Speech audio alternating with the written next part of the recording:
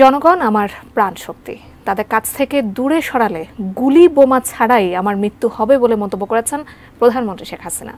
দূরত্ব সৃষ্টি করে নয়, জনগণকে সম্পৃক্ত রেখেই নিরাপত্তা নিশ্চিত করতে এসএসএফ সদস্যদের প্রতি আহ্বান জানান তিনি। সকালে বিশেষ নিরাপত্তা বাহিনী এসএসএফ এর প্রতিষ্ঠা বার্ষিকীর আয়োজনে যোগ দিয়ে সরকার প্রধান এসব কথা বলেন। একই সঙ্গে দায়িত্ব পালনে এই বাহিনীরও ভূয়সী প্রশংসা করেন তিনি।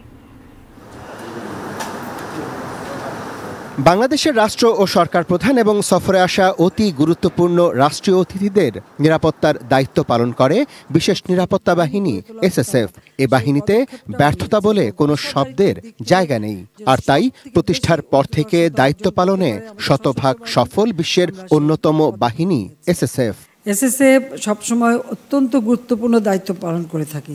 বাংলাদেশ সেনা, নৌ বিমান, পুলিশ ও আনসার বাহিনী থেকে বাছাই করা চৌকস অফিসারদের নিয়ে গঠিত হয় এসএসএফ। বাহিনীর ৩৮তম প্রতিষ্ঠাবার্ষিকীর এই দিনে এসএসএফ সদস্যদের দক্ষতা, নিষ্ঠা, আনুগত্য এবং পেশাদারিত্ব ও নৈপুণ্যের ভূয়সী প্রশংসা করলেন সরকার প্রধান।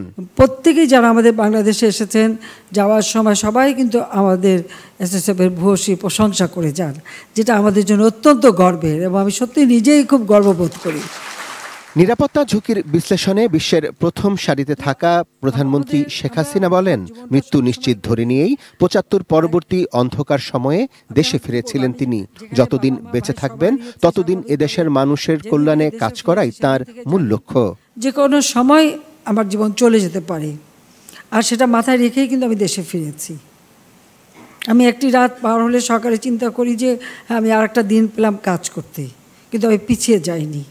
শত বাধা অতিক্রম করেই কিন্তু দেশকে এগিয়ে নিয়ে যেতে পারছে, এটাই হচ্ছে সবথেকে বড় কথা। যতক্ষণ আমার নিঃশ্বাস আছে, আমার এটাই চেষ্টা যে বাংলাদেশের মানুষকে যেন অন্তত জীবনটাকে আরও উন্নত সমৃদ্ধ করে যেতে পারি। পাশাপাশি তার নিরাপত্তার দায়িত্বে থাকা মানুষের জন্য নিজের দুশ্চিন্তার কথা জানালেন প্রধানমন্ত্রী।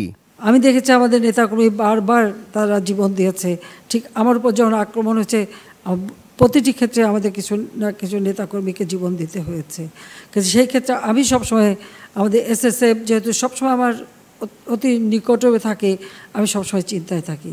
তাই প্রতিবারই যখনই নামাজ পড়ি, আমার ছেলে মেয়েদের সাথে ছেলে মেয়েদের জন্য যেমন দোয়া করি, আমি দেশের মানুষের জন্য, আমার দলের জন্য দোয়া করি, কিন্তু আমি সাথে সাথে যারা আমার পাশে থেকে কর্তব্য পালন করে, আমি এসএসএফ সহ সকলের জন্য দোয়া করি যেন সবাইকে আল্লাহ সুরক্ষিত রাখে।